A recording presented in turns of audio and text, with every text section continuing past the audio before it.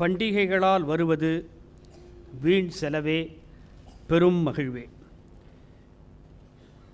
நடுவர் தமிழ்கடல் ஐயா நெல்லை கண்ணன் அவர்கள் வீண் செலவே என்னும் அணியினுடைய தலைவர் திரு வி சங்கரநாராயணன், அதே அணியில் திரு கே இளஞ்செழியன், பெரும் மகிழ்வே என்ற அணியில் திருமதி ஏ ரேணுகாதேவி, அதே அணியில் திருமதி ஆர் நாகலட்சுமி. இதோ பட்டிமண்டபம் தொடங்குகிறது. இதனுடைய ஒளிபரப்பு தீபாவளி அன்று காலை 11 மணிக்கு இதன் ஒளிபரப்பு என்பதாக சொல்லி மேடையை இந்த பொதிகை அந்த பொதிகையிடம் தருகிறது.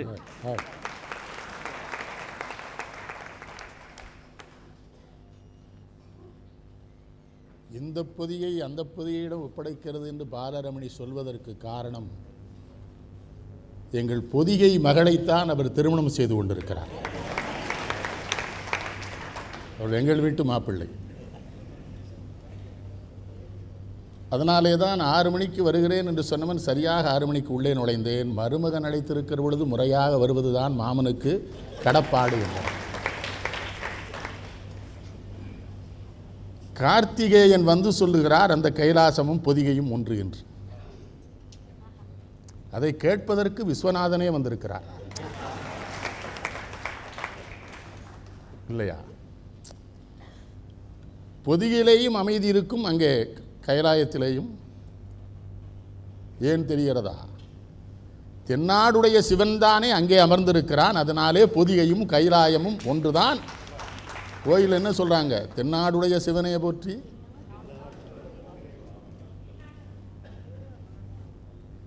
இவனைத்தான் வெவ்வேறு பெயர்களிலே வெவ்வேறு மதத்தவர்கள் வெவ்வேறு நாடுகளிலே அழைக்கிறார்கள் என்று சொல்லுகிற பரந்த மனப்பான்மை கொண்ட தமிழ் பிறந்தது பொதிகையில். இந்த அணியை பற்றி கூட அவங்க இயக்குனர் சரியாக கவனிச்சாங்க. வீண் சிலவே என்று சொல்ல ஆண்களை விட்டால் வேறு யார் கிடைப்பார்கள்? பெரும் மகிழ்வே என்று சொல்ல அவர்களை விட்டாலும் ஆள் கிடையாது. பட்டிமண்டபங்கள் என்பவை செய்திகளை, நல்லவைகளை மக்களுக்கு தருவதற்கென்று சங்க காலத்திலிருந்து துவக்கப்பட்ட அந்த காலத்திலேயே பாங்கறிந்து என்று தமிழ் சொல்லியது. தவத்திரு தமிழ் ஞான தந்தை குன்றக்குடி அடிகளார் அவர்கள் மக்களுக்கு நல்ல செய்திகள் சொல்வதற்கு இதை பயன்படுத்தினார்கள். ஆனால் இப்பொழுது நம்முடைய மக்கள் எப்படி மாற்றப்பட்டிருக்கிறார்கள் என்றால், நகைச்சுவை என்கிற பெயரில் அவலச்சுவை அரங்கேற்றுவதற்காக பட்டிமன்றத்தை மாற்றி வைத்திருக்கிறார். நகைச்சுவை என்கிற பெயர் அது அவலச்சுவை. நகைச்சுவை என்பது கேட்ட மாத்திரத்தில் சிரிக்க வைத்துவிட்டு 6 மாத காலம் எது சிந்திக்க வைக்குமோ அது நகைச்சுவை. கேட்ட மாத்திரம் சிரித்து அப்பொழுதே மறந்து விட்டார்கள் என்றால் அது நகைச்சுவை. கலைவாணர் வருவார் ஒரு திரைப்படத்தில், நிறைய குடிச்சாலும் நிதானந்த வர மாட்டே, நெருப்பு பெட்டி எங்க வச்சேன்னு தேடுவார். ஒரு குடியாரனை எவ்வளவு லேசா சொல்லிடுவார் அவர். எது அவர் சொல்ற முறைய நிறைய பாடுறதே நல்லா இருக்கும். கிடைச்ச நெருப்பு பெட்டி எங்க வச்சேன், டீய மதுரம் கேட்கும், ஏயா குடிச்சிட்டு. அதான் நகைச்சுவை. ஒரு மிகப்பெரிய சிந்தனை அரங்கத்தை அறிவும் ஆற்றலும் சார்ந்த இனமான தமிழினம் கொச்சைப்படுத்துகிறது என்கிற கவலை எனக்கு அதிகம்.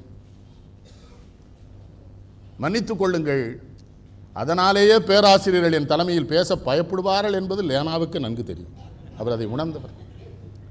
இந்த பிள்ளைகளாம் நல்லா பேசுகிறவங்க. ரேணுகா ரொம்ப அருமையாக பேசும். பெரிய சிரமம் எல்லா மொழியிலும், ஆங்கிலத்தில், தமிழில், ஹிந்தியில். இப்போ தமிழக அரசின் உயர் அதிகாரி ஒரு பெண்மணி இவரை அழைத்து மாலை சூட்டிட்டு, குடியரசு தினம் சுதந்திர தினத்துக்கெலாம் இனிமேல் நீதாமா எங்களுக்கு தொகுப்பு வழங்கணும், எல்லா மொழியும் எவ்வளோ அருமையாக பேசுகிறேன்னு கூப்பிட்டு பாராட்டியிருக்காங்க. அதிகாரிகள் ஒரு ஆசிரியரை பாராட்டுகிறார்கள் என்பது எத்தனை வியப்புக்குரிய விஷயம் நம் நாட்டில். நீங்கள் அதுபோல் நாகலட்சுமி, அவங்க தந்தையார் மிகப்பெரிய பொதுவுடைமை இயக்க வீரர் புதுக்கோட்டையில், ராமச்சந்திரன். ஜீவானந்தம் போன்ற மிகப்பெரிய தலைவர்களோடு தொடர்புடைய குடும்பம். மிகச்சிறந்த என் தம்பி சங்கரநாராயணன். பாகப்பிரிவினையில் பட்டுக்கோட்டையார் பாடல் எழுதியதே இவரை பார்த்துத்தான். இந்த பானை வயிற்றோனே பக்தர்களை காப்பவனே மூலப்பொருளே மூத்தவனே கணேசான் எழுதுவார்ல பட்டுக்கோட்டை. இவர் ஏவிஎஸ் கலைக்கல்லூரியில் பேராசிரியர். தம்பி இளஞ்செழியன் நெய்வேலியில் நான் பார்த்த பிள்ளை, மருதூரார் வளர்த்தப்பட்ட. உங்களெல்லாம் பார்த்ததில் மகிழ்ச்சி. கார்த்திகேயன் ஐயாவுக்கு என்ன மகிழ்ச்சினா, அரங்கம் நிறைந்திருக்கிறது என்பது மட்டுமல்ல, அரங்கம் தரமானவர்களால் நிறைந்திருக்கிறது என்று அவர் உணர்ந்தார்.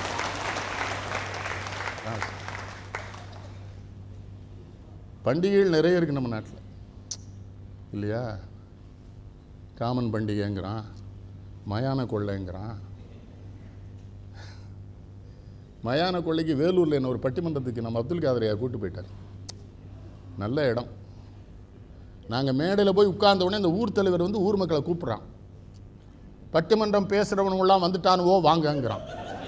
ஆஹா, நான் காதரையாவே பார்த்தேன். காதரையாவுக்கு உயிரே போயிடுது. ஐயா ஐயா போய் இங்கே கூட்டு வந்துட்டோமே. நான் சொன்னேன், உங்கள் அன்பிற்காக நான் என்ன வேணாலும் பண்ணுவேன், ஆனால் இது 6 மணிக்கே கூப்பிட்ருக்கலாம். இதை இப்போ நம்மளை இந்த அரங்கம் அப்படி இல்லை. அரங்கம் சார்ந்து அறிஞர்களுக்கு சிந்தனை பெருக்கெடுக்கும். யார் கேட்குறாங்களோ அதை பொறுத்து. மதுரை சோமுக்கு கேட்கிறவன் சரியானவனா இருந்தால் சோமுனுடைய கச்சேரி.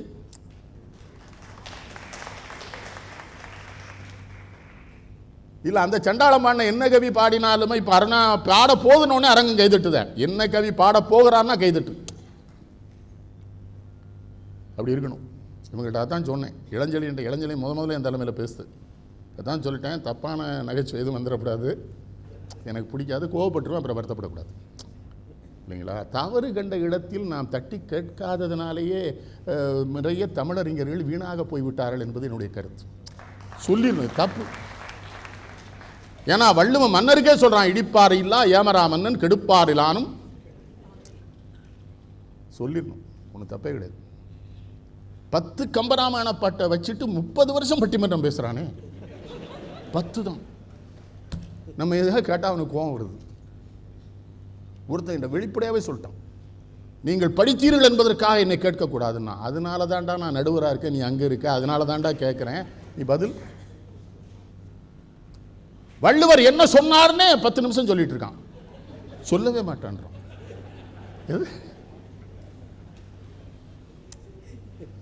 செவிச்செல்வம் செல்வத்துட் செல்வம்னா வள்ளுவன். செல்வத்திலே சிறந்த செல்வம் கல்வி. மன்னனும் மாசர கற்றோரும் சீர்தூக்கில் மன்னனில் கற்றோரே சிறப்புடையான். மன்னருக்கு தன் தேசம் அல்லார் சிறப்பில்லை, கற்றோருக்கு சென்ற இடமெல்லாம் சிறப்பு. நான் 10ஆவது வகுப்பு தேர்வு வெற்றி பெற்றதே எங்கள் வீட்டில் விழாவாக கொண்டாடினாங்க. மிகப்பெரிய விழா. எங்கள் அப்பா என்கிட்ட ரொம்ப வருத்தப்பட்டாங்க. நீ என்னை அதிர்ச்சிக்கு ஆளாக்குவேன்னு நான் நினைக்கவே இல்லை. நான் உன்னை எவ்வளோ நம்பி இருந்தேன், எல்லா பேட்டையும் சொல்லியிருந்தேன், நீ ஏமாத்திட்டு. அது இன்னொரு சிறப்பு என்னென்னா, எனக்கு முன்னால் இருக்கிற மாணவர் மாநிலத்தில் முதல்வராக வருவார்னா, எனக்கு பின்னால் இருக்கிறவர் மாவட்டத்தில் முதல், அவன் 2 பேரும் தோத்துட்டான். அது எங்கள் தலைமை ஆசிரியருக்கு ரொம்ப வருத்தம். என்கிட்ட வந்து கேட்குறேன், எப்படி நீ தேர்ச்சி பெற்றாங்க? நான் ஒரு தலைமை ஆசிரியர் ஐயா, ஒருத்தன் தேர்ச்சி பெற்றா பாராட்டு, அவன் 2 பேரும். அப்பொழுதுதான் கருதினேன், இறைவன் என்னோடு இருக்கிறான், நான் தோற்று போவேன் என்று கருதுகிற இடங்களிலெல்லாம் இறைவன் என்னை வெற்றியடைய வைக்கிறான் என்று முழுமையான இறை நம்பிக்கை எனக்கு அன்றைக்குத்தான் ஏற்பட்டது. ஏன்னா திருச்செந்தூர் முருகன் கோயிலுக்குள்ளே நிற்கிறோம், பாலாபிஷேகம் நடக்கு, வெளியில் வந்து பார்க்குறேன் பத்திரிகையில் செய்தி, SSLC தேர்வு முடிவுகள். எங்கள் ஓட்டுநர் எப்பவும் இருக்கார், 95 வயசாச்சு, எங்கள் ஊரில் கோணம், ரொம்ப அன்பானவர். அவசரமாக போய் செய்தித்தாள் வாங்கினார். நம்ம நம்பர் இருக்காதுங்கிறது தான் அவர் வாங்கினது. வந்து சொல்கிறாரு, தப்பாக அச்சடிச்சிருக்காங்கிறார் அவர் நம்மகிட்ட. இல்லைங்க, நான் சிரிக்கிறது சொல்லுங்க, அவன் 95 வயசில் இப்பவும் அதை தான் சொல்கிறான், நீங்கள் பாஸ் பண்ணலைங்கிறான். இப்போ நான் இன்றைக்கு உங்களிடம் கேட்கிறேன் பெரியவர்களே, என் தந்தையின் அருகிலிருந்து தமிழ் கற்றேன். அவர்கள் எனக்கு தமிழ் தமிழ் பயிற்றுவிக்கவில்லை, அவர்கள் தமிழ் பேசிக் கொண்டிருந்தார்கள். பக்கத்தில் இருந்தேன், தமிழ் எனக்கு வந்தது. வெண்பா ஒரு காலில் கல்லானே வெள்ளோரை கண்பார்க்க கையால் எழுதானே பெண்பாவி பெற்றாளை பெற்றால் பெரும்பளையாய் பெற்றால் எற்றோ மற்றெற்றுன்னு சொல்லுவாங்க. சொல்லணும், சொல்லினா அடுத்த வெண்பாக்கு போன்றுவாங்க. என்ன மகிழ்ச்சின்னா, நானாவது 10வது வகுப்பு வரை போனேன், அவர்கள் பள்ளிக்கூடமே போனதில்லை. கல்லாடந்தலைகளாக சொல்லிடுவாங்க.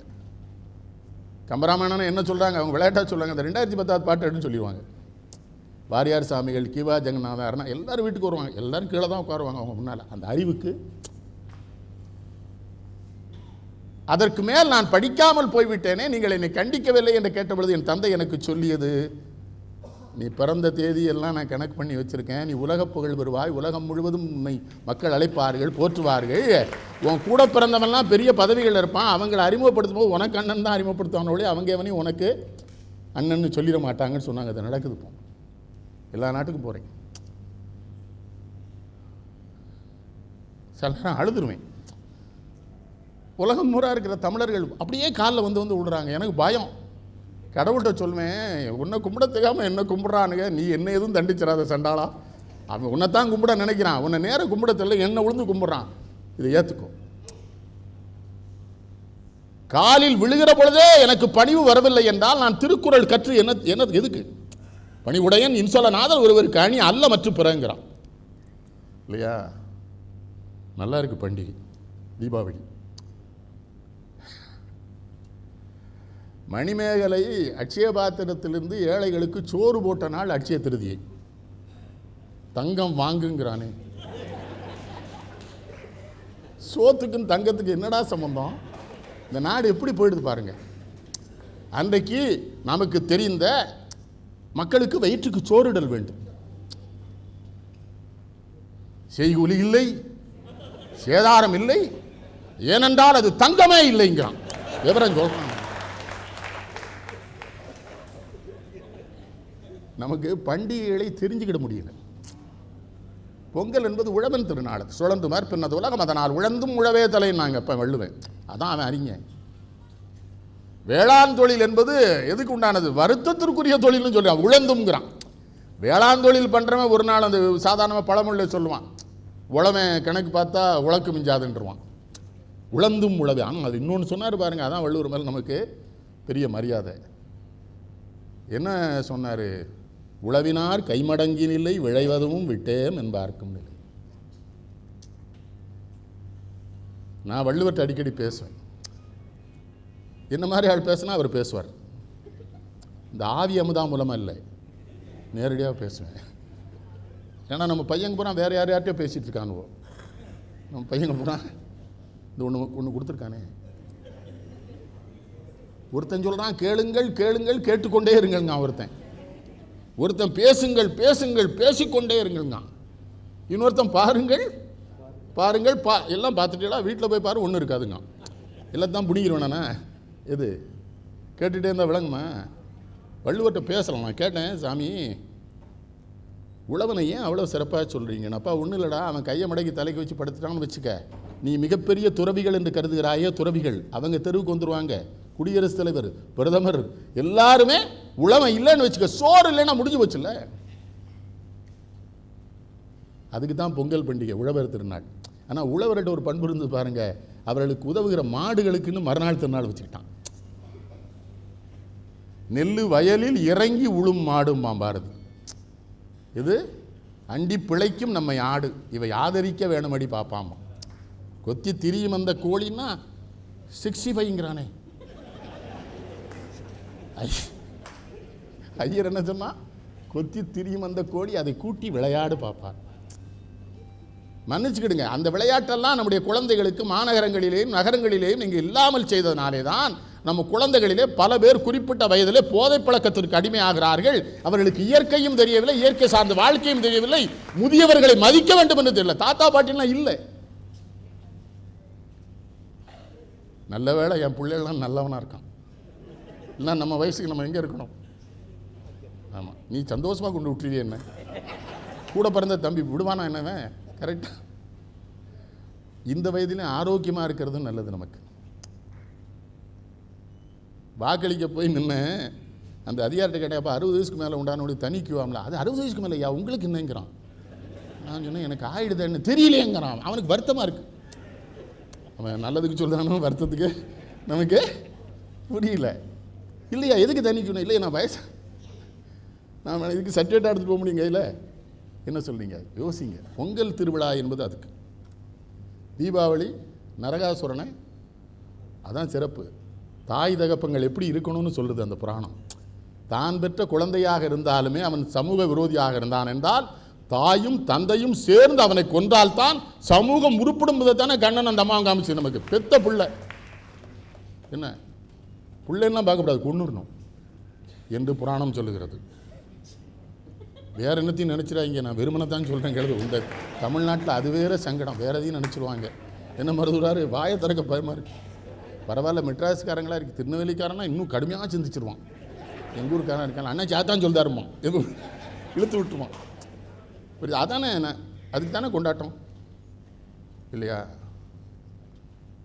இன்னொரு செய்தி கூட இதில், அந்த காலத்தில் 2 பண்டிகை தான், ஒன்றும் இல்லை, 2 வேட்டி 2 துண்டு தான் வச்சுக்கிறோம். அந்த ஒன்றுக்கு வாங்கி இது கொண்டு வாங்குவோம். அதுவும் அன்றைக்கு இருந்த பொருளாதார சூழ்நிலை ஒரு ஏழை அப்படி தான். இல்லை என்ன சிறப்பு தெரியுமா? இந்துக்கள் இந்த பண்டிகை கொண்டாடுவதை பார்த்த பாபர் இது என்னதுன்னு கேட்குறாரு. தீபாவளி பண்டிகை அவர் தான் வெடி வெடிக்க சொல்லி கொடுக்குறார். பாபர் நம்முடைய பண்டிகைக்கு அவர் வெடி வெடிக்க சொல்லி அவர் வெடி கொடுக்குறார் பாபர். இப்போ அவருக்கு வெடி வச்சுட்டோம். நம்ம என்ன இல்லை, அந்த மன்னர்கள் இஸ்லாமிய மன்னர்களாக இருந்தால் கூட நம்ம பண்டிகை ரசிச்சிருக்கான் பாருங்க. ஏன் வெறுமனை கொண்டாடுறாங்க? நான் உச்சாமாக கொண்டாட சொல்லி வெடி சொன்னார்ல பாபர். இப்போ போடுறோம். இப்போ நம்ம அரசாங்கத்தில் நம்ம 10 மணிக்கு மேலே போடாதுங்கிறாங்க. 10 மணிக்கு மேலே வெடி போடாது, அது போடாத, புது துணி, கங்கா ஸ்நானம் ஆச்சாங்கிறாங்க. உங்களெல்லாம் சொல்கிறேன்னு உங்கள்கிட்ட சொல்லிவிட்டு நான் வெளியே வேற போகணும். எப்படி போக போகிறேன்னு தெரியல. சென்னையில் பூரா பொங்கல் பூரா ஸ்டவ்வில் தானே விடுதிய. சூரியன் எங்கே கூட வருமா அவங்க வீட்டுக்குள்ளே? சூரியன் நம்மகிட்ட சொல்கிறான், நான் சென்னையில் பொங்கல் விழாவில் கலந்து கொள்வதில்லைன்ட்டான் சூரியன்ட்ட. எதுக்குன்னு கேட்டேன். பூராமே பிளாட்டில் விட்டுக்கிட்டு இருக்காங்க. இந்த வீட்டில் கோலம் போட்டால் அந்த வீட்டுக்கு போயிடுது, அந்த வீட்டில் கோலம் போட்டால் ஸ்டவ்வில் தான் பொங்கலுங்க. இப்போ எங்கள் ஊர்லெலாம் வாசலில் பெரிய செட்டிநாட்டில் பெரிய கோலம் போட்டு அதுக்கு என்னெல்லாம் பண்ணுவோம் நாங்கள். அது ஒரு பெரிய விழாவாக மகிழ்ச்சி. அது மாதிரி தானே தீபாவளி. சின்ன பிள்ளைகள் போனால் 4 மணிக்கு எழுந்திரிச்சுக்கோங்க. அது பண்ண வெடிக்கு அப்பா பார்த்து வெடி இருக்காது இருக்கான்னு. ஆனால் இந்த பண்டிகைகள் எதுக்கு கொண்டாடப்படுதுன்னு தெரிஞ்சு கொண்டாடுறாங்களா? அதுக்கு தான் அந்த பட்டிமன்றமே. எப்படி அட்சய திருதியை தெரியலையா அது மாதிரி. திருநீலகண்டன் ஏன் சிவபெருமானுக்கு பேர் வந்தது? அவன் பொன்னார் மேனியன், எரிதழல் மேனியன், செக்கச்சிவந்த நடத்தவன். செய்தித்தாளில் பூரா பாருங்க அவனை கருப்பனா போடுறான். நானும் எல்லா பத்திரிகையும் எழுதிட்டேன். அவன் சிவப்புப்பா, அவன் வீட்டுக்காரி தான் கருப்பு, வீட்டுக்காரியோட அண்ணன் கருப்பு, அவன் பொண்டாட்டி சிவப்பு லட்சுமி சொல்கிறேன். ஒரு பத்திரிகையில் எழுதுகிறான், அவர் விஷத்தை உண்ட உடனே உடல் புறம் நீளமாகிவிட்டது, ஆகவே அவருக்கு திருநீலகண்டன்னு பேர்னு எழுதுகிறான். ஐயா பெரிய செய்தித்தாள். நான் முதலாளிக்கே எழுதிட்டேன். அவர் அப்புறம் என்கிட்ட கூட்டு கேட்குறாரு, ஏன் பத்திரிகையெல்லாம் உன்னை யார் படிக்க சொன்னான்ட்டார். ஆஹா, அப்போ தப்பு. இது நம்ம அவர்கிட்ட நம்ம ஒன்றும் வருத்தப்படக்கூடாது. அவர் பத்திரிகை நம்ம படிக்கிற ஸ்டாண்டர்ட்லன்னு அவருக்கு தெரிஞ்சிருக்கு. புரியுதா? இன்னொரு வார பத்திரிகை பரபரப்பான செய்தி தருவான். அதில் ஒரு திரைப்பட கவிஞன் ஒரு தொடர் எழுதுகிறான். அதில் அவன் எழுதுகிறான், ராமனையும் லட்சுமணனையும் விஸ்வாமுத்திர முனிவர் அழைத்து சென்று மகிஷாசுர மர்த்தினியை வதம் செய்தார்னு எழுதுகிறான். பத்திரிகை நான் கையில் வச்சுருக்கேன். அவன் திரைப்படத்தில் பாட்டு எழுதுகிறான். நான் என்ன பண்ணேன், தமிழ் தாய் துன்பம் அப்படி இருக்குது. அந்த பத்திரிகை முதலாளியை கூப்பிட்டு கேட்டேன், ஏழை இப்படிலாம் எழுதுறானே என்னடா பாட்டு. அண்ணாச்சே, ஏன் பத்திரிகை நான் உங்களுக்காக வெளியிடுன்னு உங்கள்கிட்ட சொன்னேனா? இதெல்லாம் நீங்கள் பார்க்காதீங்க. நானே அவன் என்ன சொன்னான், ராமரும் லட்சுமணர் இருந்தானவே மகிஷாசுர மர்த்தினியை கொண்டாங்க, உங்கள் அப்பா சுப்பியாவிலேவா கொண்டாங்க, எதுக்கு இவ்வளோ வருத்தப்படுதுங்கிறான். அட சண்டாள பயிலே.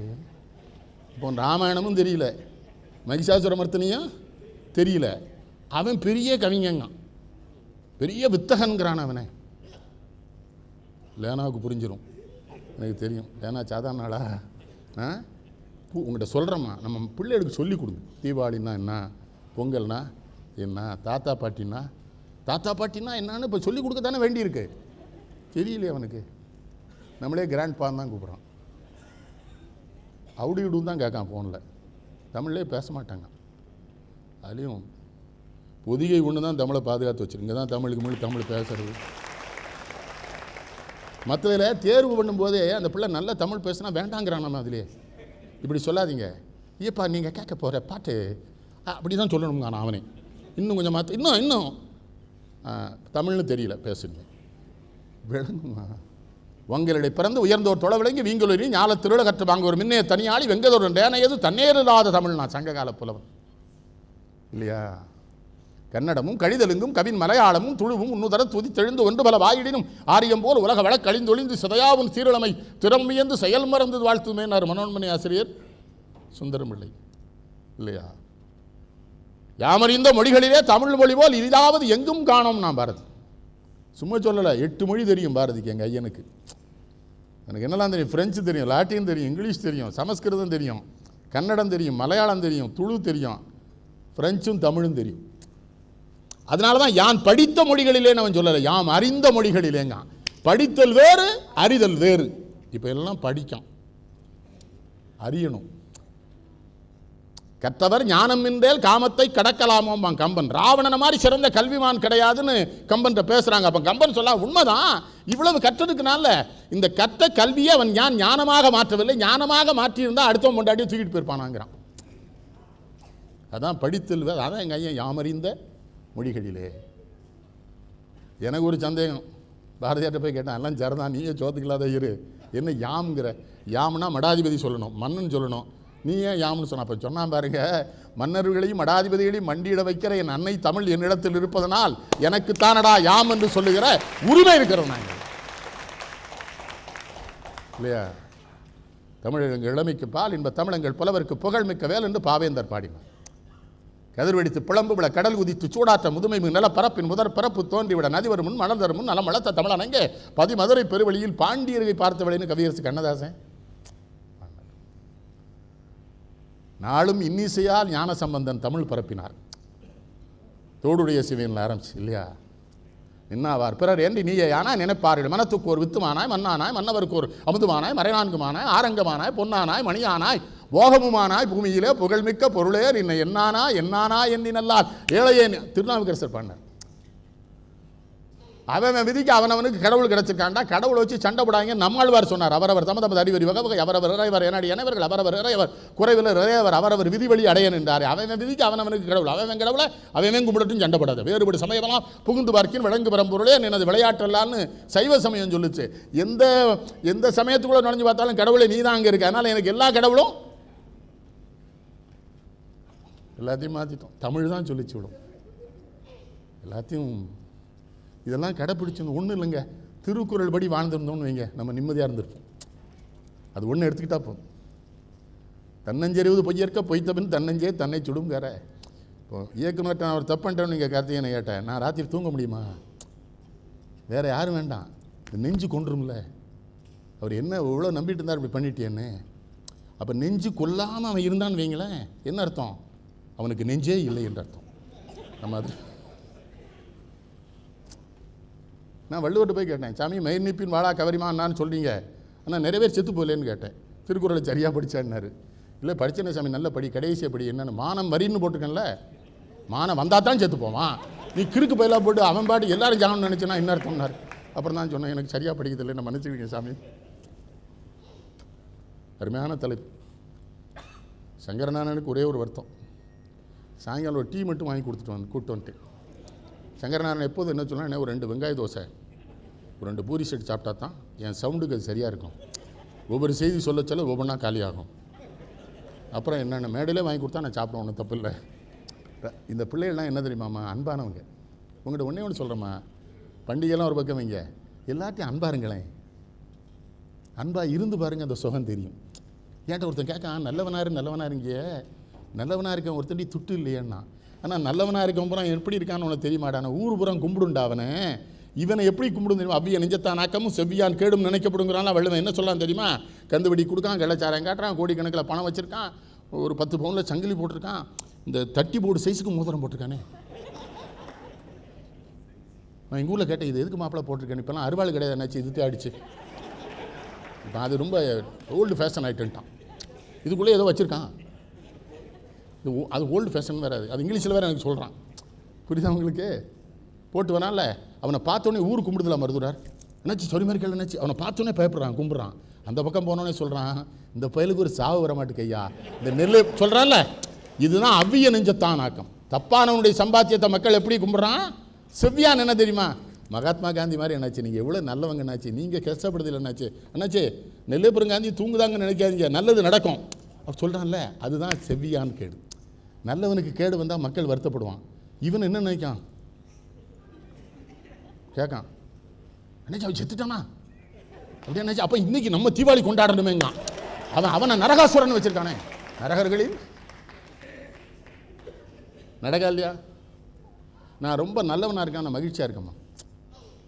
கேட்டிங்களா, ஊரில் எல்லா பேரும் அண்ணாச்சி சொரிமாரு, எல்லா வேட்பாளரும் என்ன கும்பிட்றானே, ஆனால் நான் எல்லாத்துக்கும் போட முடியாதுங்க, அந்த பொழுது தெரிய மாட்டேங்குது. இப்படி தான் எங்கள் சித்தப்பா ஒரு தடவை தேர்தல் நின்ட்டார். எங்களுக்கு ரொம்ப வேண்டிய ஒருத்தர், அவருக்கு தபால் போட்டு ஓட்டு போட வர சொன்னோம். அவர் ரொம்ப நல்லவர். இந்த ஓட்டை அவர் போட்டுக்குன்னு எழுதணும்ல, அதனால் மேலேருந்து ஓட்டு சீட்டில் கீழே வர எழுதிட்டார். இது லைட்டு கடை எஸ்கா பிள்ளை மகன் ஓட்டு, காந்தி வினாவில் முதலாளிக்காக இந்த ஓட்டை நான் அளித்தேன், முடிஞ்சு போச்சு. எல்லா சின்னத்தில் எழுதி. எனக்கு புரியல நம்ம நாட்டை. இந்த உள்ளாட்சி மன்ற தேர்தலில் சின்னம்லாம் ரொம்ப கேவலமாக இருக்குது. எம்பி சொல்லுங்கள், டெல்லியில் காலையில் சொன்னால் பத்திலா, மறந்து விடாதீர்கள் 26ஆம் தேதி அதிகாலையில் எழுங்கள், குளித்து முழுகி பொட்டுட்டு சாமியை கும்பிட்டு உடனே கிளப்படும் வாக்குச்சாவடிக்கு வாருங்கள், உங்கள் பொன்னான வாக்குகளை கிணத்திலேயே போடுமாறு கேட்டுக்கொள்கிறேன்.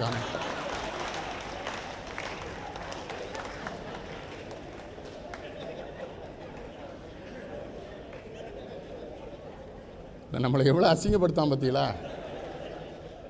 இதுக்கு இவ்வளோ சிறப்பாக எந்திரிச்சு போய் போடணுமா?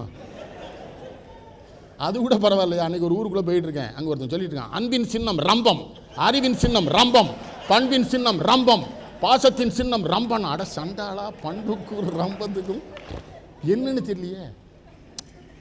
இப்போ நடந்து முடிஞ்சிருக்கு, அதனால் சொல்கிறேன். கேட்டிங்களா, ஊர் ஊராக நம்ம உங்களுக்கு தான் தெரியுமா, நான் கார்லேயே பயணம், இவர் கோவம் என் மேலே சண்டை, ரயிலில் வாங்கம்பார், ரயிலில் சண்டை வந்துடுது.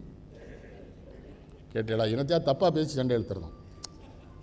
அண்ணாச்சி திருவள்ளுவர் தான் திருக்குறள் எழுதினாரானே கேட்கான ஒருத்தன், நம்ம பையன் தான். நான் சொன்னேன், நான் விசாரிச்சுக்கிட்டு இருக்கேன், உனக்கு கேட்டு தபால் போடுவேன். அதுனேக்கே முடிய மாட்டேன், இன்னும் ரயிலில் வரப்படாது, சண்டை எழுத்துருவான். கேட்கானா இல்லையா தம்பி, நான் பொய் சொல்கிறேண்ணா, எத்தனை இடத்துக்கு நீங்கள் கூட வாரிய. ஆனால் ஒன்று, எல்லா ஊர்லேயும் எங்கே ஹோட்டல் இருக்குன்னு என் தம்பிக்கு, இவருக்கு தெரிஞ்ச என் டிரைவருக்கு சொல்லி கொடுத்துருக்காரு. கார் தானா அந்த பக்கம் இழுக்கு, என்னெல்லாம் அங்கே இழுக்குன்னு, ஹோட்டல் இருக்குது இழுக்குங்க அவன், இவர் சொல்லி. இதெல்லாம் ரசனை, உண்மையை பேசுனேன். சாப்பிட்டா நல்லா சாப்பிடுங்க. சின்னங்கள்லாம் படு கேவலம் இல்லைண்ணா. அன்புக்கும் ரம்பத்துக்கும் என்ன சம்மந்தம் வருது? அன்பின் சின்னம் ரம்பங்க, அறிவின் சின்னம் மறந்து விடாதீர்கள். ஒருத்தர் மறந்தும் இருந்து விடாதீர்கள். அடுத்தது ஒரு 2-3 டைலாக் வச்சுருக்கான், அதுக்குன்னே ஓட்டு கேட்கணும். பார்த்தீங்களா, ஊசி நூல், எதுக்கு ஊசி நூல், அதுலேயே போடுங்கள்ங்க. ஊசி நூலுங்க. அது இந்த தேர்தலோட எங்கள் பங்களா முன்னால் 3 வேனையும் நிறுத்திட்டான். ஒருத்தன் தேங்காய் கடை அண்ணனுக்கு தென்னை மரத்திலே போடுங்க, இன்னொருத்தன் பாருங்கள், ஏழையின் சின்னம் வைரம், பாட்டாளியின் சின்னம் வைரம்னா அவனை மட்டும் தான் கூட்ட எல்லாம் கட்டி வச்சு உரிச்சிருவேன். ஏழையின் சின்னம் வைரம், அவனுக்கு எவ்வளோ திமிர் இருக்கணும். கும்மிடி பங்காரி செட்டியார்கிட்ட அவன் போக முடியுமாடா? ஏழையின் சின்னம் வைரம் காங்கயா. பாட்டாளியின் சின்னம்னா அந்த ஆட்டோ நிறுத்தலன்ட்டு. நம்ம ஊரில் என்ன சொன்னாலும் கேட்பாங்க, தெரியும் அண்ணனுக்கு தெரிஞ்சாங்க, என்னால் கூட்டுவாங்க. என்னல சொன்னேன்னு எழுதி கொடுத்தா கொண்டுருவேன். ஏழையின் சின்னம் அவன் வெள்ளியே பார்க்கலடா கிறுக்கு பையில. யோசிங்க, பண்டிகைகள் சரியாக பண்ணுறாங்களா? எது நரகாசுரன் கங்கா ஸ்நானம் ஆச்சுன்னா யார் கங்கையில் குளிக்காங்க? இவர் இன்னைக்கு பட்டிமன்றம், தீபாவளி பட்டிமன்றனால உட்லண்ட் ஸ்நானம் பண்ணிட்டு வந்தார். அவர் என்கிட்ட சொன்னார், இன்றைக்கி உட்லண்ட்ஸில் கங்கா ஸ்நானம் பண்ணிட்டேன்னாரு. சரி, இப்போ கங்கைக்கு யார் போகிறா? கங்கையை சுத்தப்படுத்துறதுக்கே பெரிய முயற்சி படுத்திட்டு இருக்கு மத்திய அரசு இல்லையா? கங்கையை தமிழ்நாட்டில் 6 போகிறான். இவர் எங்கள் ஐயா சொன்னாங்க, புறணையாரெலாம் சொன்னாங்க, புறணையாரெலாம் மணலெல்லாம் அள்ளிட்டாச்சு. நம்ம இறங்கவே பயமாக இருக்குது, எங்கே விழுந்து செத்து போகணும்னு. அவ்வளோத்தையும் தோண்டிட்டானுவோம். தோண்டிட்டு அவன் தான் அந்த தாமிரபரணி பாதுகாப்பு குழுக்கும் அவனே தலைவராக இருக்கான். அதுதான் சங்கடமாக இருக்குது. அள்ளு, அதுக்கு நீ எப்படி தலைவரானேன்னு கேட்டேன். மண்ணல் அள்ளி நாங்கள் பாதுகாக்க மாதிரி. சமூக பிரக்கையற்ற இனமாக இந்த இனம் மாறிவிடுகிறதோ என்கிற அச்சம். வள்ளுவன் பிறந்த பூமி. நம்ம பிள்ளைகள் எவனும் குறைஞ்சோம், நம்ம அறிவான பிள்ளைகள், நம்ம பிள்ளைகள் நம்ம சரிப்படுத்தலை. பிள்ளைகளை பண்டிகைகளையாக சொல்லி கொடுத்துருக்குமா பிள்ளைகளுக்கு முறையா? குழந்தைகள்கிட்ட அன்பாக இருக்குமா? படிக்க வச்சிடணும்னு நினைக்காங்களே. 3 வயசுலேயே பிடிச்சதுக்கு டையை கட்டி ட்ராயரை போட்டு சட்டியை போட்டு ஆட்டோவில் ஏற்றி, ஒரு ஆட்டோவில் 25 பிள்ளை உட்காந்துருக்கு. அதே ஓட்டுது, டிரைவர் சும்மெல்லாம் இருக்கான், அதே ஓட்டு. அது மொத்தமாக போய் கிணத்துக்குள்ளே விழுந்துட்டு இவன் தப்பாக கிணத்துக்குள்ள விட்டு பிரதம மந்திரியை கூப்பிடுதான். அதுக்கு பிரதமர் என்ன செய்கிறார்? அவர் சொன்னார், பிஞ்சிரும். நான் நாட்டு பிரச்சனையை பார்ப்பேன்னா உங்க வாட்டு இது என்னத்தையும் ஒன்று மாட்ட சொல்தானே. 2 லிட்டரும் உள்ளே தங்கும், வெளியே வராது. வெளியில் வந்தால் உள்ளே இருக்கும். அந்த கேமராவை அந்த பிள்ளைக்கு பின்னால் ஆட்டிக்கிட்டே போகிறான். அக்கீஸா அதுக்கு பேர். எங்கூரில் ஒரு பெரிய பையன் இன்ஜினியர் வந்து கேட்கான், மாமா அது பெரிய பையங்களுக்கு வருமானு கேட்கானே. அவன் சொன்னான் 4 நாள் வேலையெல்லாம் முடிச்சுட்டு வந்துடுவான். நான் பாட்டு நம்ம கிளவி ஒரு மல் துணியை வச்சு தொடச்சி தூர போட்டுருவா, அது பாட்டு குப்பைக்கு போயிடும். அந்த பிள்ளை ஆரோக்கியமாக இருக்கும். பிள்ளைகளெல்லாம் படுத்தப்படாது. பிள்ளைகள்லாம் பிரார்த்தனை கூடத்தில் பள்ளிக்கூடத்தில் என்ன பிரார்த்தனை பண்ணது யாருக்கா தெரியுமா? தாய்மார்களுக்கு சொல்லுது, இறைவனே அடுத்த ஜென்மத்திலாவது இதை போன்ற ஒரு மோசமான தாய்க்கு பிறக்காமல் ஒரு நல்ல தாய்க்கு பிறக்க 3 வயசில். ஐயா அமெரிக்காவோ ரஷ்யாலாம் சொல்கிறாங்களா, அமெரிக்காவில் 5 வயசுக்கு முன்னால் பள்ளிக்கூடத்தில் சேர்க்க முடியாது. அவன் கரெக்டாக வந்து அந்த பிள்ளையை நேர்காணல் நடத்தி அப்போவும் இவன் மெச்சூர்டுன்னு அவன் சர்டிஃபிகேட் கொடுத்தா தான் பள்ளிக்கூடத்தில் சேர்க்க முடியும். அந்த ஊரில் ஒரே ஒரு அரசாங்க பள்ளிக்கூடம் இருக்கும், அதில் தான் சேர்க்க முடியும். வேறு பணக்கார பள்ளி தான். 12 படித்து பல்கலைக்கழகம் போகும்போது தான் இவனே தேர்ந்தெடுக்க முடியும். இவனுடைய இங்கே இல்லையே. எங்கள் ஊரில் ஒரு பயலை கூட்ட அப்பன் சத்தம் போட்டிருக்கான், இல்லை எப்படியாவது டாக்டர் ஆயிருங்க. அந்த பையன் சொல்லிட்டான், அதெல்லாம் முடியாதியா, ஏயா போட்டு நீ படுத்தது, கம்பவுண்டராகவே வழி கிடையாது, இவன் பாட்டு டாக்டர்.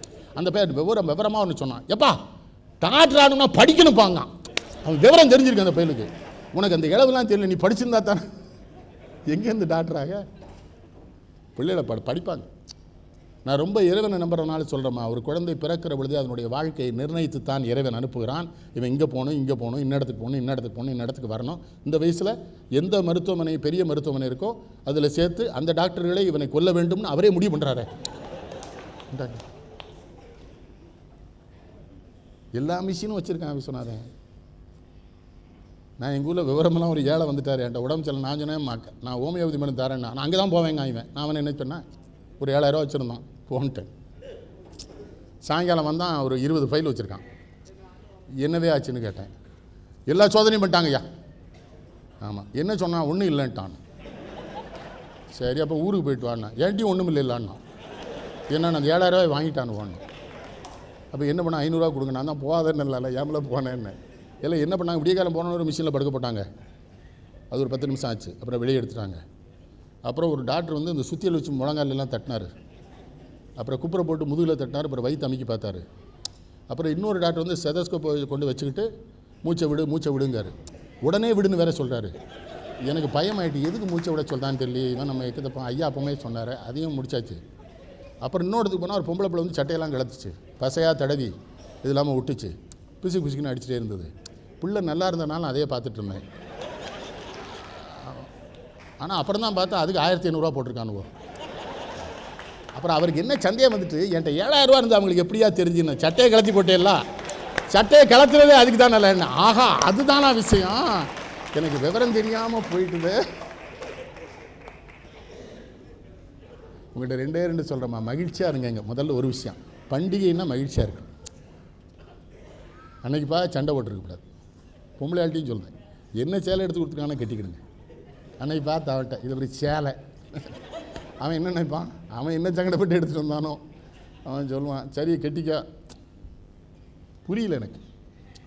7 வண்ண சேலைங்கானே, பக்கத்தில் போனால் 10,000 ரூபாங்க. பட்டு சேலை கட்டுதீங்களா, கல்யாண வீட்டுக்கு மட்டும்தானே கட்டுதிய, இல்லை ஏதாவது ஃபங்க்ஷனுக்கு வந்தால் கட்டுறிய. அப்புறம் அவுத்து வச்சுருதிய, துவைக்கவும் மாட்டிக்கிய.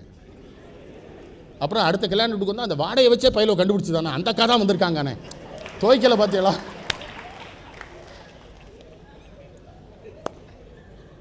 மகிழ்ச்சியாக இருங்கண்ணே. நான் மகிழ்ச்சியாக இருப்பேன், எனக்கு கவலையே கிடையாது. பணம் இருந்தால் எவ்வளோ மகிழ்ச்சியாக.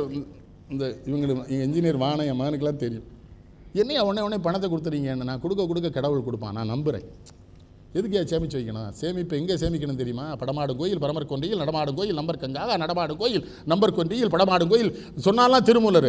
ஏய் கோயில் கட்டாத கடவுள் அங்கே வரமாட்டான். ஏழை எளிய மக்கள் இருக்கான்ல, இவனுக்கு பணத்தை எடுத்து உதவிக்கிட்டே இரு, இது பூரா கடவுளை போய் சேர்ந்துடும். நீ மேலே போகும்போது கடவுள் என்ன பண்ணுவான், இவன் ஏன் பிள்ளைன்னு கூப்பிட்டு போயிடுவாங்க. அன்பாக இருந்தீங்கன்னு வைங்க, நம்ம வீட்டு கடவுள் வந்துடுவான்.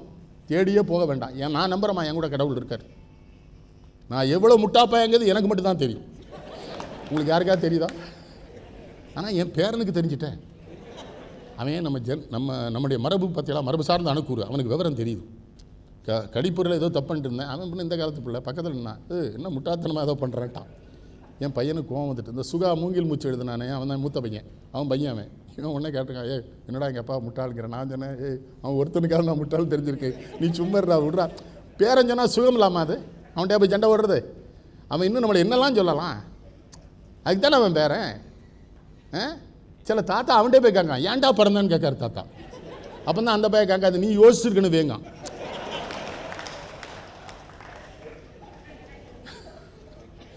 நீ யோசிச்சுதான் நான் பிறந்துருப்பேன், அவங்க கேள்வி நியாயம் தானே. இன்னும் முட்டாள்ட்டான். ஒரு தடவை இங்கே வந்திருக்கான், என் துணைவியார் இங்கே இருக்காங்க. நான் கேட்டால் அவன் என்ன பண்ணுறான்னு, சைக்கிள் ஓட்டுறான்னா. அவனை பேசுனா, என்ன ஓட்டுறீங்க, ஏன் சைக்கிள்னா. ஏன்னா அவனுக்கு அறிவை பாருங்கள், இந்த காலத்து பிள்ளைகள் கொஞ்சம் என்ன சைக்கிளையாக ஓட்டுறான், அது ஒரு சாதா சைக்கிளுங்கிறான். பிரிதாலேனா அவன் எனக்கு உணர்த்துறான். நான் கேட்டால் அது சாதாரண வேறு சைக்கிள்னா, அது பிரேக் வச்ச சைக்கிள் இருக்கு. அவன் ஆங்கில துறையில் படி. என்னையா விலை இருக்கும், 11,000 அப்படி. என்ன கலர் வேணும், கிரே கலர் வச்சுட்டான். இப்போ நீங்கள் நண்பர்கள் சென்னைபுரா இருக்கான், கோடம்பாக்கத்தோட நண்பருக்கு ஃபோன் பண்ணால் கிரே கலர் அவனுக்கு ஒரு சைக்கிள் கொடுத்து விட்டான். அவங்க அப்பா படப்படி முடிச்சு இரவு வந்திருக்கானா, ஏது சைக்கிள்னா அவன் மனைவி சொல்லிக்கா, மாமா தின்னா தான் அப்பா எங்கேருந்து சொன்னாலும் வந்துருமே, அப்பா எல்லாத்தையும் அவ்வளோ அனுபவிச்சிருப்பாங்களேன்னு. காலையில் அவனை கூப்பிட்டு கேட்டிருக்கான், தாத்தாட்ட சைக்கிள் கேட்டியா. இல்லை நான் கேட்கலையே, உங்கள் அப்பா அறிவாளின்னு இருக்கான். இவனுக்கு தூக்கி வாரி போட்டு சண்டாளப்போ அப்போ நீ முட்டாள். நீ அதுவும் தெளிவாக இருக்கான். கம்ப்யூட்டரில் உங்கள் அப்பா முட்டாள் தான் ஐயா, அவன் அதை மாற்றலை, இன்னும் தெளிவாக இருக்கான். இன்னும் என்னை சந்திக்க அவன் ரொம்ப தெளிவாக போல் எனக்கு பயமாக இருக்குது.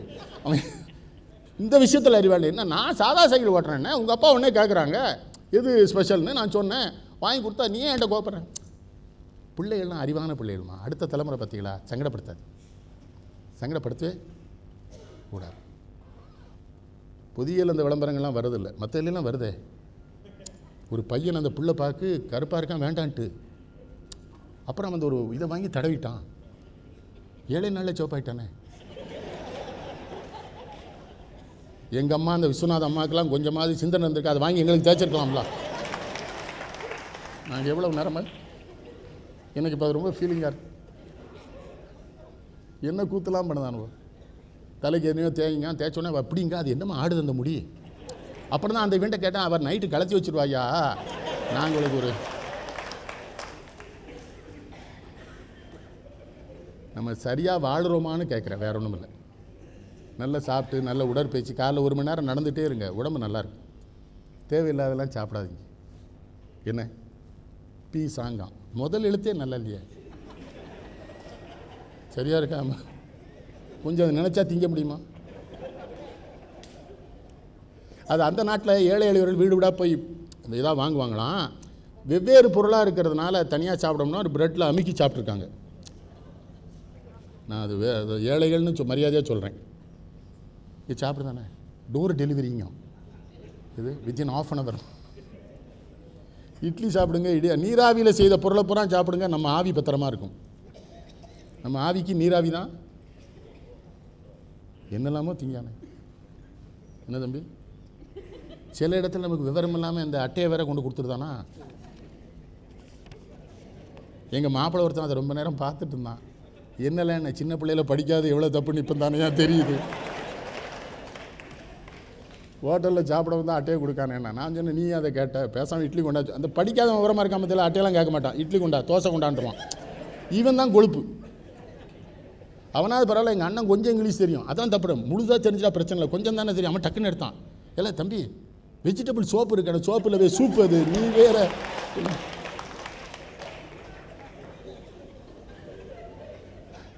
நான் கேலி பண்ணணும்னு சொல்லலை, நம்ம முற்றிலும் நம்மை ஆங்கிலேயர்களாகவே மாற்றி கொண்டிருக்கிறோம். அது வெள்ளைக்கார நாகரிகம், நமக்கு எதுக்கு என்ன சொல்கிறீங்க. அந்த காலத்து பெரியவர்கள் உடம்பு விடுதிக்கு போனால் கேட்பாங்க தெரியுமா, இட்லி என்ன விலை கேட்டுருவாங்க தெரியுமா, முதலே அந்த பணத்தை சரி பண்ணி. இப்போ இந்த பையில போய் சாப்பிட்ருதான், அப்புறம் பில்லை கொண்டு வச்சு தேங்க்யூங்க. உடனே இவன் பக்கத்தில் கொண்டு கேட்க, மாப்பிள்ளை ஒன்றை தான் துட்டுருக்கா. அவன் சொல்லுதான், நீ கூப்பிட்டேன்னெல்லாம் நான் வந்தேங்க. அந்த பையன் அண்டர்வேர் 500 ரூபா வச்சுருக்கான். ஆனால் இந்த பையலுக்கு அவன் அண்டர்வேர் போடுவாங்க, இந்த பையலுக்கு தெரியல, நட்பா அப்படி இருக்கானுவோ கொடுக்காங்க. எங்கள் ஊரை நாங்கள் ஏன் ரொம்ப ரசிப்போம் தெரியுமா, இளையராஜா சொல்லுவார், திருநெல்வேலிக்காரனுக்கு திருநெல்வேலினா அவ்வளோ உயிரும்பார். காரணம் வேற ஒன்றும் இல்லைங்கம்மா, அந்த ஊர் விஞ்சை விலாசம்னு ஒன்று இருக்குது, கைலாசம் பிள்ளைன்னு ஒரு எங்கள் தாத்தா அண்ணனுக்கு தெரியும். இங்கே சாப்பிட போகிற பையெல்லாம் பயந்துக்கிட்டே தான் போவான். எவனா போய் சாப்பிட்டு எட்டனா பாக்கி வச்சுட்டானு விஸ்வநாதன் ஒரு பெரிய ஸ்லேட் தொங்க விட்டுருப்பார். அதில் என்ன ஒன்று புறப்பட திரு சுப்பையாபிள்ளை மகன் ராமன் நம் கடையில் இட்லி சாப்பிட்ட வைக்க எட்டனா பாக்கி, அதோட நிறுத்த மாட்டார். 20 நாட்களாக ஆளை காணவில்லைன்னு எழுதிடுவார். ஆஹா, போயிருக்கல விஜயவிலாசுக்கு அருமையான இட்லி எல்லாம் நல்லா இருக்கும். நன்னாரியை பாலில் போட்டிங்கன்னா தெரிஞ்சிடும். ஆனால் அவர் நன்னாரி பால் தருவார். பயங்கர சேட்டக்காரர். அது எப்படி 20 நாள் ஆளை காணலைன்னா, ஆனால் அந்த பயில போகும்போதே பார்த்துருவான். இல்லை துட்டு எண்ணிக்க கிழவன் உட்காந்துருக்கான், சிலேட்டருக்கும் குச்சியும். நான் என்ன சொல்கிறேன்னா, எங்கள் ஊர் ஏன் பெரிய தொழிற்சாலைலாம் எங்கள் ஊரில் கிடையாது, ஆனால் இன்னும் நிம்மதியாக இருக்கான். பார்த்தீங்களா, இந்த தாமிரபரணி யார், இந்த சாப்பாடு ரொம்ப ஆசைப்பட மாட்டானு, ரொம்ப ஆசையை ரசிப்பானு. எல்லாத்தையும் திருச்செந்தூருக்கு போயிருக்கேன், முருகனை கும்பிட்டு படுத்து கிடக்கேன், வந்து எழுப்பு தான் வேலை வேலை வா முருகனை கும்பிடு. இப்போ ஏன்டா கூப்பிடுது, 6 மணிக்கு போவோம். முருகன் ஊருக்கு போயிடுவான் வாங்க. முருகன் எப்படி ஊருக்கு போவான்னா ரசித்து சொல்கிறான். கேபி சுந்தராம்பாள் வந்திருக்கால, அவள் பாட்டுக்கு கந்தா வேலை வா முருகாம்பா, இந்த போய் வேலை போட்டு அவள் பின்னால் போயிடுவான்ல, வாழை போவோம். இல்லை, அவன் கேபிஎஸ் எப்படி ரசிச்சிருக்கான் பாருங்க. கேபிஎஸ் எல்லாம் ஐநா சபையில் பாட விட்டு நான் நம்புவேன். அவள் தக தகன்னு பாடும்போது சிவபெருமான் கைலாயத்தில் ஆடி இருப்பான். இவன் இங்கே பாடும்போது அப்படிலாயா பாடணும். அன்னைக்கு எங்கள் ஊரில் ஒருத்தர் பாடினார். அதுக்கு ஒருத்தன் எங்கள் ஊரில் மோசமான பேலுவா, அவருக்கு ஒருத்தன் முன்னுரை சொல்கிறான்.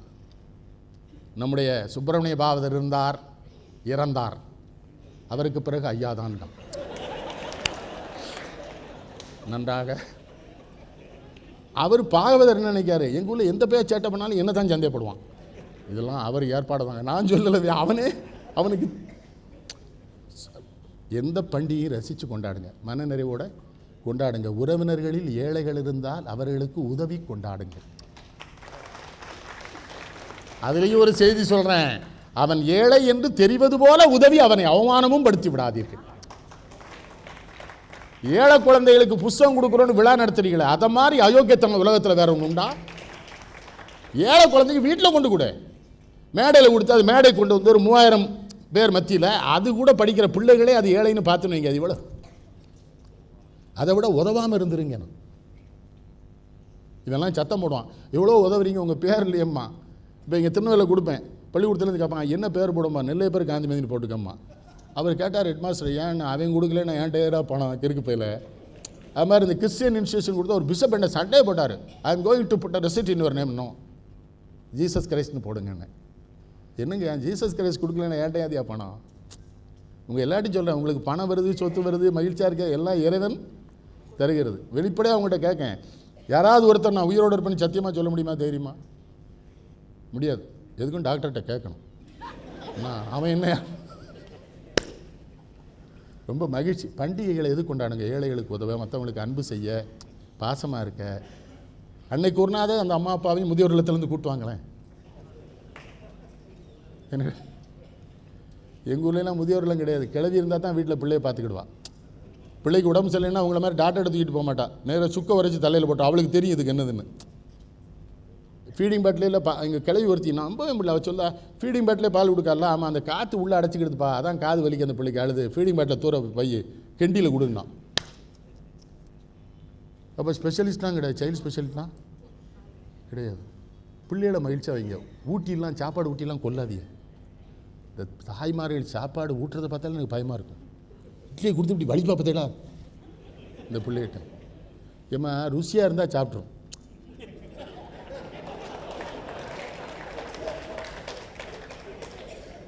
என்ன அவன் சாப்பிடுவான், அவன் விதி, அவன் இனிமேல் தப்ப முடியாது. அவள் அம்மாட்ட கேட்டால் தான் சொல்லுதான், ஐயா என்கிட்ட என்ன சண்டை விடுவான்னு தெரியுமா ஐயா, இப்போ அவள் மண்ணை வைக்கா திங்கா ஐயாங்க அவள் அம்மா. மகிழ்ச்சியாக இருங்க, பிள்ளைகளை மகிழ்ச்சியாக வச்சுக்கிடுங்க. நமக்கு என்ன பிள்ளை பிறந்திருக்கோ அவன் இன்னொன்று தெரிஞ்சுக்கணும்யா. பிள்ளைகிட்ட போய் நீ ஏன் பிறந்தெல்லாம் கேட்கக்கூடாது.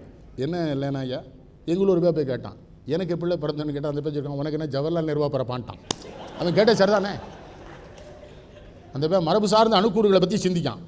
ஓ மரபுக்கு சத்தம் விடாங்க. பிள்ளைலாம் வருவாங்க. இப்போ என் பிள்ளை சினிமாவுக்கு போனால் விட்டேன், தெரியும் ஐயாவுக்கு.